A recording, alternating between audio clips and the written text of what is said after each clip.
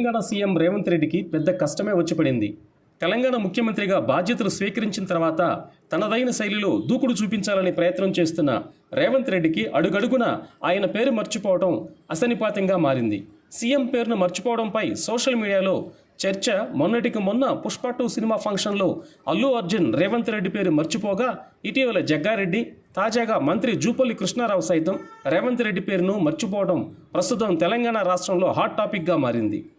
తెలంగాణ ముఖ్యమంత్రిగా ఉన్న రేవంత్ రెడ్డి పేరు ప్రముఖులే మర్చిపోవడంపై ఇప్పుడు సోషల్ మీడియాలో చర్చకు కారణంగా నిలిచింది. తాజాగా జూపల్లి కృష్ణారావు సైతం ముఖ్యమంత్రి కేటీఆర్ అని ప్రస్తావించడంతో కాంగ్రెస్ ప్రభుత్వంలో మంత్రిగా ఉన్న వ్యక్తి సీఎం పేరునే మర్చిపోయారని సోషల్ మీడియాలో పెద్ద ఎత్తున ట్రోల్ జరుగుతుంది. కేసీఆర్లను టార్గెట్ చేసి మాట్లాడే క్రమంలో పొరపాటున జూపల్లి కృష్ణారావు సీఎం కేటీఆర్ అనటం ఇప్పుడు రచ్చగా మారింది.